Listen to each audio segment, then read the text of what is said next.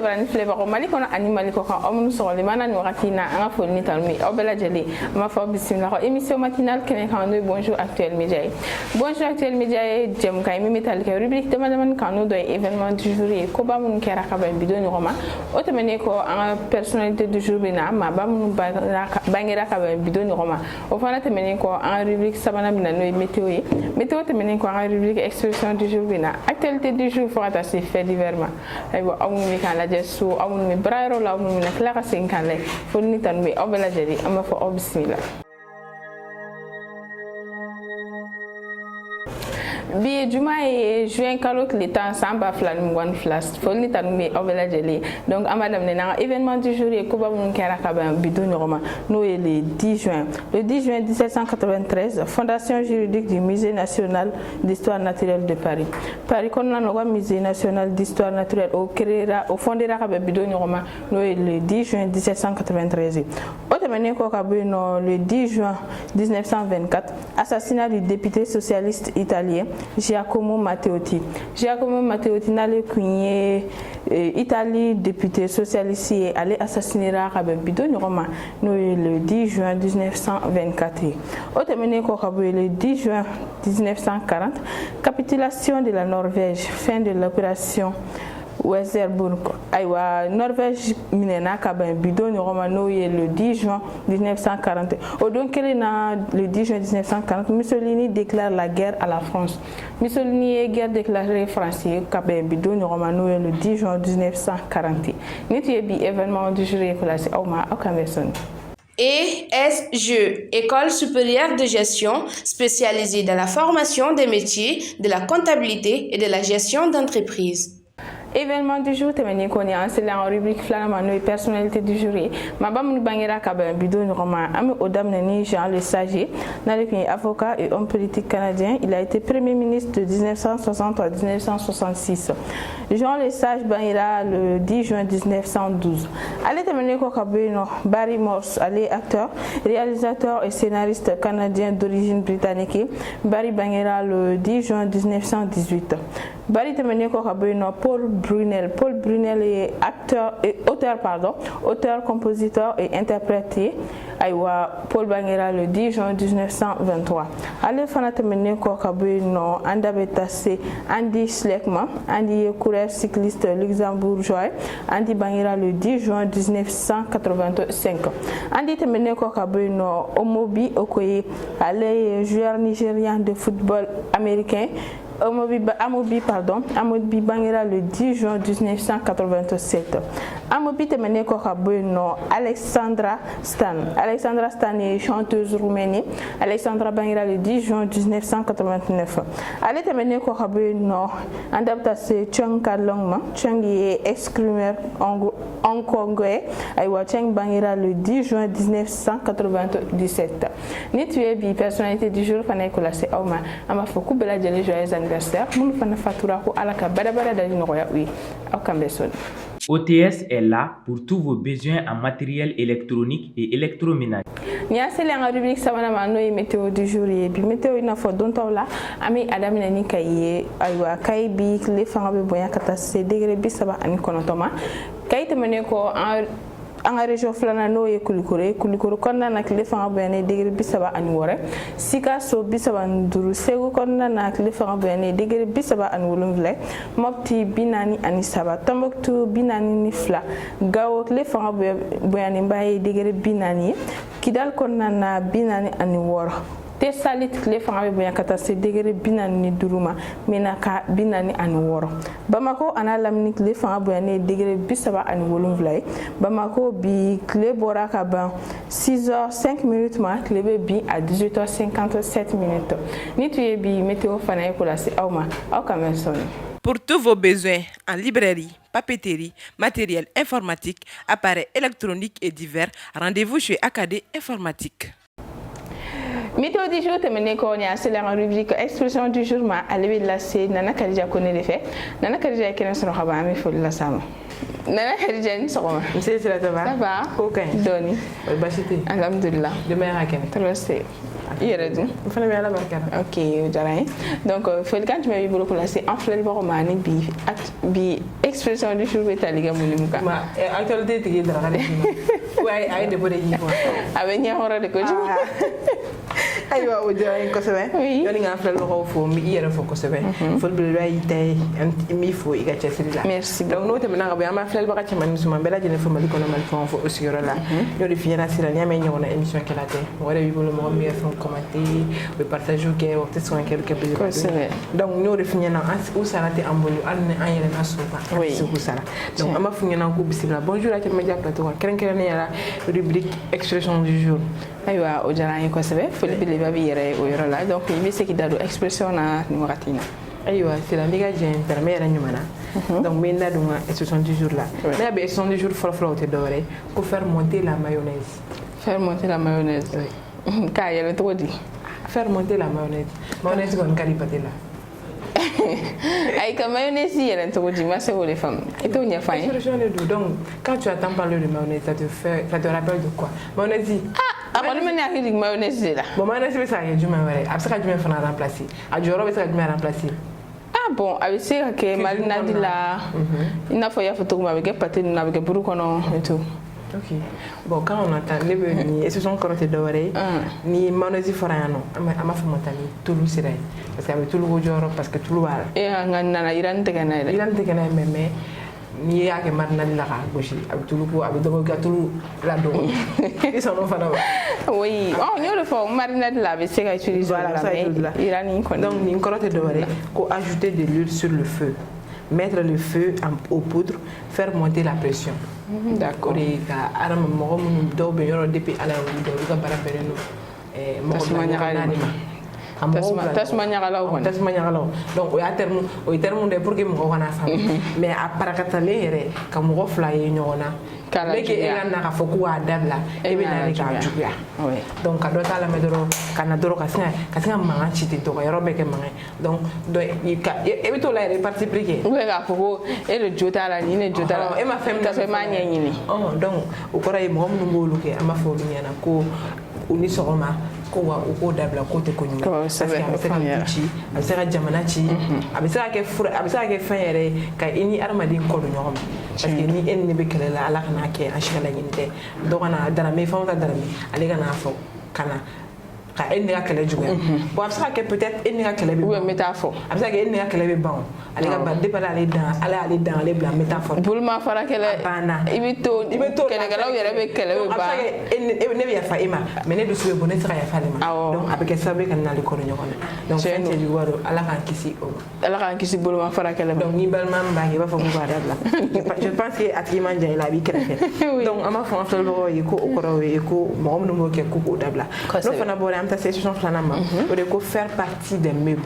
faire partie des meubles ka sokɔnɔna meuble kɛ ouais faire partie de ça i ka kɛ meuble dɔ ye o wɔrɔ e tɛ bɔ sa dɛ supar la an yɛrɛ ɲumanna supar la n'i tɛ bɔ i kɛra supar la yɛrɛ mɔgɔ tɛ bɔ i kɛra supar la cɛw ka terme ko ma e bibliothéque de wa ɲɛ télé de parce que télé fana b'a nɔ la o tɛ bɔ bibliothéque au moins souvent i bɛ to déplacer k'o kɔnɔna minɛnw fɛ télé kɔni n'o fixera koko la o ye fɔ fini b'a fɔ nɛrɛ bɔ donc o kɔrɔ tɛ dɔwɛrɛ ko être un habitué être à la place depuis très longtemps ala k'an kisi o ma a ka di baara de la ani wari sɔrɔ a ka di o yɔrɔ la nka sokɔnɔ ko k'i to sokɔnɔ i tɛ kuda ye i tɛ bɔ sokɔnɔ ko caman tɛ fɛ tiɲɛ na u b'a fɔ ko n'i tɛ bɔ mɛnɛ i da tɛ kuma caman na i da tɛ manamana ko la i da tɛ kɛlɛ la nka ko dama fana caman bɛ tɛmɛ e kan caman bɛ tɛmɛ a ka di a man di donc o kɔrɔ ko minnu bɛ sokɔnɔ an balimaw la an bɛ foli bila o la ne yɛrɛ maa même je fais partie donc o kɔrɔ k'an k'a lajɛ k'an ka to ka fiɲɛ sama k'i meuble ko ne meuble fɔra ne ma mɛn na mais n ko ne ka ŋo ye télé donc k'an k'a lajɛ k'an ka to k'an kun bɔ fiɲɛ la o ka fisa mɔgɔ ma k'a bɛ atmosphère changer donc an b'a fɔ ko nin bɛ dan sigi ne ka expression du jour la nanzarakan na komi an b'an teliya ka se bamanankan ma joona joona ne ka bi bamanankan fɔlɔ-fɔlɔ o tɛ dɔwɛrɛ ye ko diɲɛ tɛ kɛ ka ban diɲɛ tɛ kɛ ka ban diɲɛ tɛ kɛ ka ban voilà ale ye jumɛn ye o kɔrɔ tɛ dɔwɛrɛ ye a kana k'i kɔnɔ ko i ye masa ye ou bien i cɛ ka ɲi ni bɛɛ ye wari b'i kun ni bɛɛ ye ko ibina jema ibina jeme ba nyana quoi donc jende mo yero na ko ala kan kisi jena ma ko ma ke mo nyana mo ika ke wita fa ko o kakinya donc kibe do de ke ikita ke itami parce que ni ne do amacha che ele bula be che so ala bula amacha fuite donc ibita de ke ibitra donc yo blay kuna doron ko e kan fitin doron de ka traka to ato badin to donc ibi miri ibi sabali ibi mu ibi koto ala taala ka koto mo ko donc ani mo mi ase ndere senga ne pas dire que fo ite kam ani mo seri ma ikana tatra parce que souvent ni imagine mo ko jugo fana abu ko bolo ko joma yaro ba abu ko non kibi sira donc il n'est pas dit ko fana ke mais ni mo fana mo masima ani mo seri ma na ya fadi parce que do be no ko be ke no ya fadi aussi ya fa donc ana mandi fega ya fa vrai parce que ala ya na fa ya fa juru mu ko avec ebtam ibe la balé ma donc ala be ya fa juru mu to mais il faut qu'il fana ka ya fa mo ma donc ne so so ba ida ka ko anga sabali anga ya fa mo ma ka donc ko jien testo soy ko ikira to ibe ta ka jento donc no te manaka bu yam ta si instruction ba mo nga flana ma no instruction nan nay o de ko nyen nani ko ka usa kumai nyen nani ko sa kumai ma femme allez je mets et ma femme nyen ko sa kumai nyen nani ça te rappelle de quoi ama fok clé qu'on a là tout le temps nyen nani ni na il faut ni ne ko sango sira ngoro e ko do ya il faut quoi on yera nyeri ay donc o ne ni ka fa nyawa nyera nani comme ouais qui marron ay donc ça veut dire qu'il y a ko nyoy ko awsani kumay d'accord ouais ko nyena ni ngawsani kumay donc awa nyini mo waka nyoy ko awsa ina ga yeli wasara kumay ko ndara ni ga famia donc awa nyoy ko awsa ka fo ka peut-être ka ti wele téléphone ah non e boron fam ke peut-être ni nyana fitena bo nyana fi me bolé mais na nyoy fana na faka bo alors nyoy une minute ko awsa ni 1 heure balo donc ça veut dire que ça revient toujours gana amna meblu ko la donc alni appel ge 24 heures sur 24 il faut que moi la ka to wala alna ma bo to jo dala ka nyof d'accord en fait bo yana ko mi dasi le bi eson ko bi vendredi ala ka ngajuma ucha ka bado kelo bela de amina ya rabbi ala ka garze ko foni ya rabbi donc nala ma bashiki amenyo so na mardi do ni plateau kele nala sona ala ka je ok merci beaucoup Nana Kadja anye famille sama soro donc ama fo la merci kambe mardi do nala ka je Sistra Technologies est une société de prestation de services et de commerce, évoluant dans le domaine des nouvelles technologies de l'information et de la communication, la fourniture de matériels biomédicaux, la bioinformatique. Ni tu es Nana Kadja connaît ka expression du jour là c'est ama ale temeni ko bi actualité du jour bi là c'est Fatmata Dramé fait afane kena solo xaba ami fo la sam Fatmata Dramé soma C'est Sren Soma. Ça va? Ça va, Dieu merci. Comment tu vas? Comment tu vas? Alhamdulillah. Machallah. Ok, faut quand je vais me bolo là c'est en frère Waroma ni bi actualité vitale ga moni muka. Ok, c'est le jarang ko c'est son ni en frère baro fo mi refu dans te foli meni courage. Merci. Donc o te meni ko fa ma frère baro fo mali kono ali mali kokan. Ok. Nana yereng mana lu mi en choisi parmi tant d'autres. On te na esenganga émission emenina partager de nos commentaires. Donc foli tan mi wi nya fo signoro là. Ok, o jarang ko c'est foli bi le babi hier. Donc il veut dire qu'il actualité du jour la première fois. Ok, c'est le jarang ko c'est ni ka jeme de la tête la kula si en frère baro bela jelima. Femi actualité follow be italike anga e timoche fama nyama Louis Assimi Goïta ale kon bora ka yira ka fo kale kon be mali gouverner faut tasser et samba fulani mo nan Louis italike 2024 là.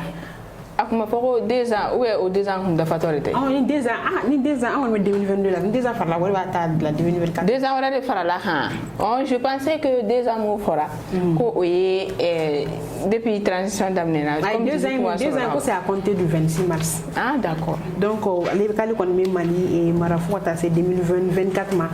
à la 2024 ñu man si aller sur le pouvoir d'ici ma na force de mo ko yalla yin to ko ala so. Donc o amedo reke sala ko benkelema. Alors 2024 nous mahira. Ala ko irana 2000 fin mi yere kan so mi yere kan le 3 juillet na ma bashi kan la kan mo nyuma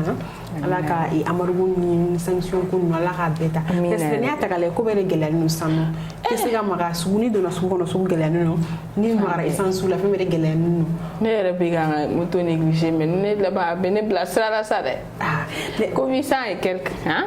et do far la essence yɛrɛ kan amame kuna china encore donc à chaque fois me sigi ka ma yɛrɛ segena a répétition na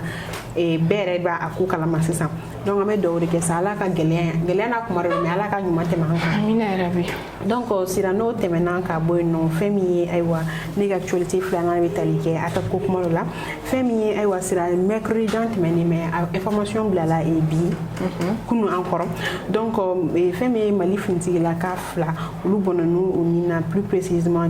checkpoint nya fa fait no be tombo tu nya fa fait donc sira ira la ka fo ko mo mi bingale walinke to aywa ko mo marfatugu kunu marama fentugu kunu pour le moment kuma identifier ko ngoni kera aywa Tombouctou no e mali koronya fin donc wele actualité flana actualité savana metalike jumeka c'est wakati jambo journaliste chama e bloqué no taleno otajila anga et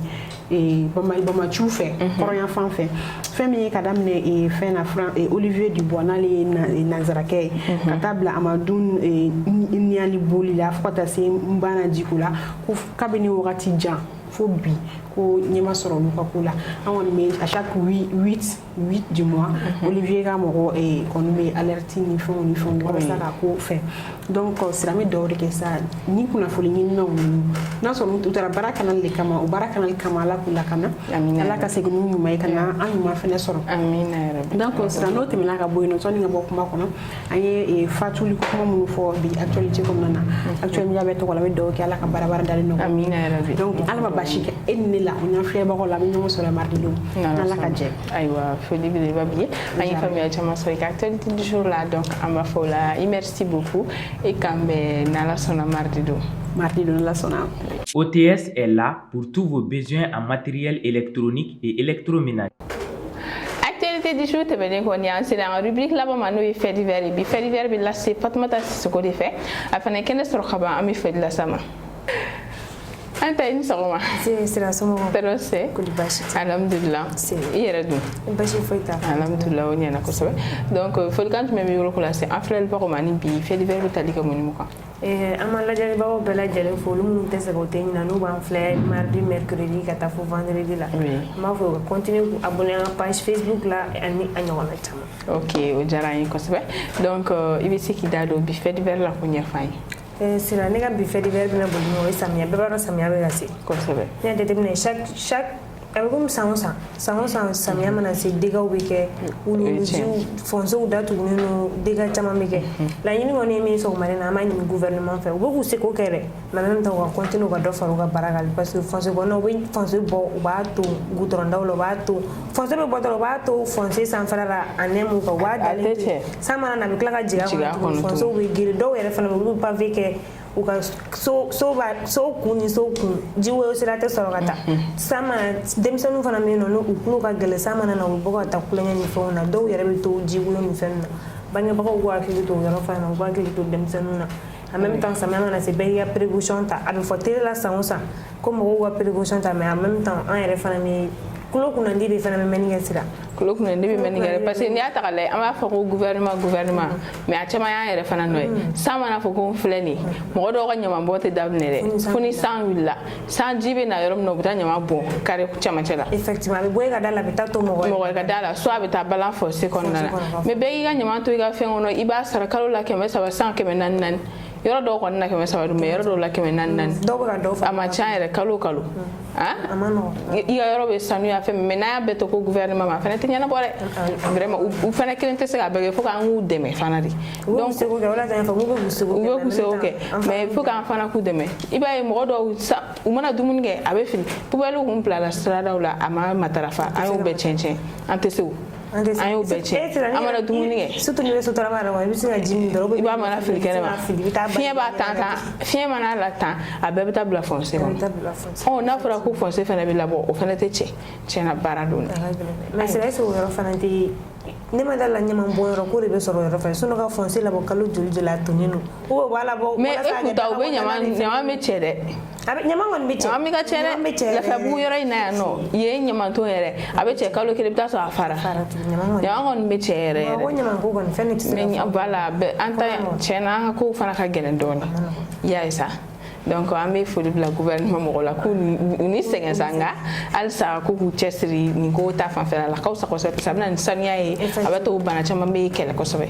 Donc merci beaucoup Anta ani famille Saliga bi fait divers là donc ama fo ola ikambe chemre na la hadje.